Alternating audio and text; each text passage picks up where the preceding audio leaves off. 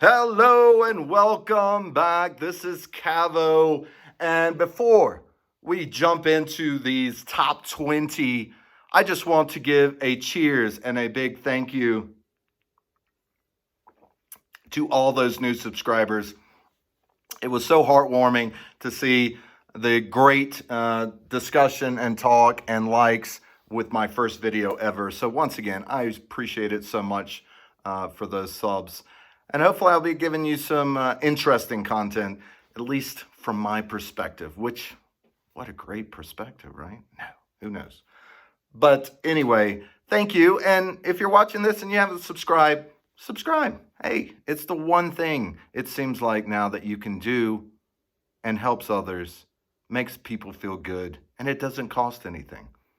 The other day I was on the street, I sneezed, and they wanted 25 cents for that. So, you know, that's the way of the world. So anyway, love you guys. Thanks again. Let's get rolling. Top 20. Now, this isn't top 20 of all time, right? This isn't the number one video of all time about which album you should have or which is the best of the best or any of that. This is just the ones that I pull out the most when I want to just listen to a particular group. I did have one rule, and that rule had to do with I could only pick one from a particular band or artist. So I couldn't pull a whole bunch of Zeppelin or Beatles or whatever, right? I had to pick one from each. And this is in absolutely no particular order at all. And once again, it's just my opinion, throwing it out there. Maybe you have the same opinion. Yeah, I'm sure you'll let me know in the comments section. So let's get started. I'm not going to dive too much into the albums. You know, if I do some reviews down the road, or I actually do a top 10 or 20 from a particular artist, then I'll kind of dive more into it. But this is kind of just randomly throwing it out there. I would say if you don't have one of these albums, get it. I do have 2 compilations. I know a lot of people would be upset with that. But once again, this is what I'm going to grab out. First one up, double album, Goodbye, Yellow Brick Road, Elton John. I think this is his masterpiece. He has some other amazing ones. But double album, and pretty much every side is just amazing. Boom. Next one up, George Harrison. Which one would I pick? Which one? No, it wasn't All Things Must Pass. It was George Harrison. George Harrison.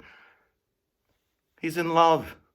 We all make amazing things when we're either so emotionally in love or we're pissed, right? Maybe she left me. I'm definitely, and we'll get to an album in a second about leaving and making another remarkable album. In this case, this is all about love. I think this is definitely my top 2 or 3 George Harrison album. It's just full of love, peace, love, George. Next one up, Peter Gabriel. So, now, of course, this came out during kind of that MTV era.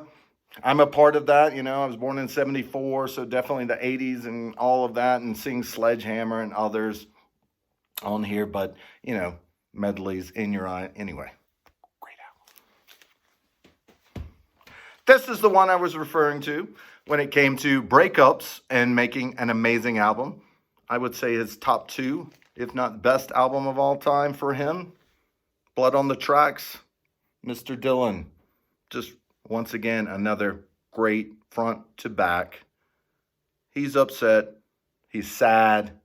I mean, what can you say? Great album. Next one. This is one of the compilations I was talking about, but I could not decide. So I said, give me the compilation. Donovan, Greatest Hits. Love Donovan. Love that voice. Love his spirituality. Love his connection to nature. The psychedelic parts. Just awesome. Grateful Dead, American Beauty.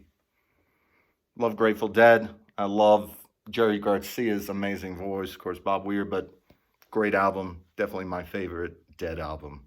American Beauty, Ripple. What a great song. Anyway. Next one up, C.C.R.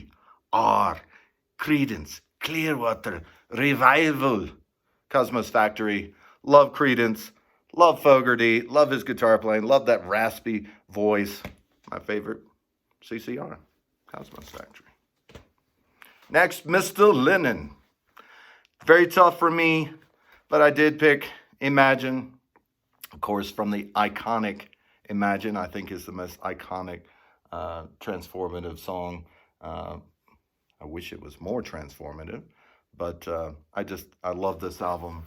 Love John. It's full, it has rockers in it. Of course, many, many ballads and love songs to Yoko. It's just an amazing album. My other compilation, you got to throw in some reggae sometimes. So I'm throwing in Mr. Bob Marley's Legend. Love Bob Marley. Love some good reggae. Hey, John Lennon loved his reggae when he went sailing. Got back in tune. Double Fantasy. Loved all that. Anyway, reggae. Mr. Marley. Paul McCartney. Sir. Ramon.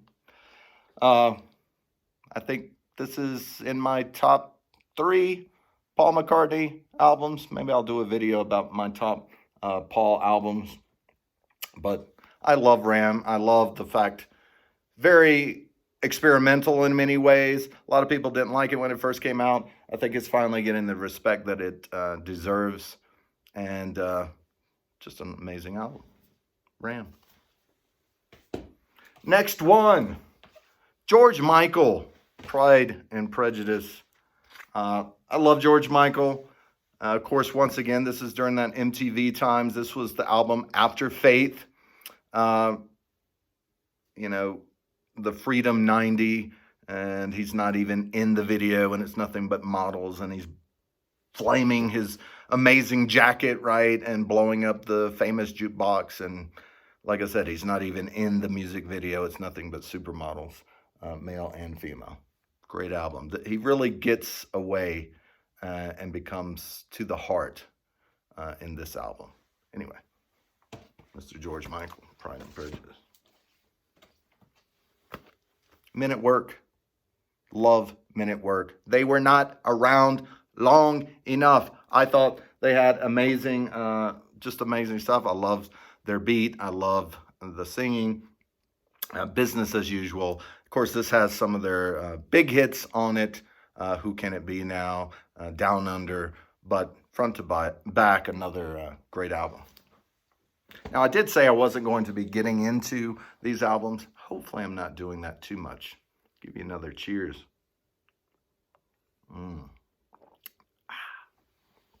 Next up, one that I'm going to be doing a video about, that I watch a lot of, vinyl community videos, and I never see this amazing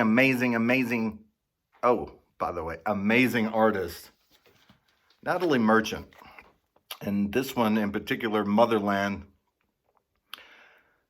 If you do not know about her, a lot of people do know 10,000 Maniacs, but they don't know about Natalie Merchant and her solo career. I implore you to get into it. Amazing, angelic, just wow voice. And another person that's so rare nowadays writes all of her songs. So that's good enough, right? Anyway, Natalie Merchant, Motherland. Next one, Pink Floyd. It was tough. It was very tough. But in the end, I did go with the, of course, iconic Dark Side of the Moon. And it really just has to do with, I can't get tired of it. Sometimes I can get tired of The Wall. I do need to be in a certain mood. My favorite of all Pink Floyd songs for me is Time. The way the words, it always talks to me, and it always makes me think about things. And that's just amazing in itself. Shh, I need to stop talking so much. Pink Floyd, Dark Side of the Moon. Next one up, Paul Simon. There goes Ryman Simon. This is a one, again, just top to bottom. Nothing but amazing songs. I think he's in the top 3 American songwriters of all time. And this one just is a happy-go-lucky, wonderful, I think his best song of all time, personally. American Tune is on here. But once again, I'll probably do a Paul Simon ranking later down the road. But you'll either see this one or another one as my top. But once again, Kodachrome and Take Me to the Mardi Gras, etc., etc. My stones, Beggar's Banquet, Sympathy for the Devil, etc., etc. Getting political in this one, really talking about the movement that's going on with the war, Vietnam. Beggar's Banquet, love it. My Zeppelin, another toughie. But I did pick what, a lot of people get tired. I actually get tired of Stairway to Heaven. It's on the radio too often. But in this one, Led Zeppelin 4, I just think top to bottom, it's amazing. One of my favorites, going to California. I love the singing, the acoustic level. But, just when the levee breaks, once again, just amazing. All right. One that I don't see either, and I absolutely love him. I was born in Mobile, Alabama, so was he. Does that make us kin? No, it does not. But I love sailing. I've been sailing since I was a young kid. Actually want to one day actually own a sailboat with my wife and maybe sail around the world, but just live on it, be able to go out on the weekends. But Jimmy Buffett, and this one, Changes in Latitudes, Changes in Attitude. This was kind of his hit. I do have most of his 70s, early 80s stuff. But once again, if you have to put one on or you need one Jimmy Buffett album, this would be the one I would go to. David Bowie. And of course, I think his greatest album, right up there. I love Hunky Dory and stuff. But of course, Ziggy Stardust and the Spiders from Mars. Top to bottom, great album. Boom. Next, and the final, and it had to be a Beatles one. But which one would you choose out of all the Beatles? I had to pick the White Album. Once again, the fact that it's a double album, the fact that it has so many songs would probably be the reason why I picked this one. Would it be my number one Beatles album? No, it would not be my number one Beatles album. But it would be the one that I put on the most. I think it meanders through so many different parts of each one of their lives. And you just get so many songs. I find it definitely up there as the greatest double album of all time. Maybe Blonde on Blonde, of course, The Wall, Goodbye Yellow Brick Road that we saw. But anyway, that is it, my friends. Those are the ones that I love playing, that I pull out the most. Of course, there's plenty of iconic ones. Maybe there was a few in there that you're not as familiar with. And if you're not, familiarize yourself with it. Yes. So there it is. My 20 that I go to. Once again, cheers to all of you. Love you guys.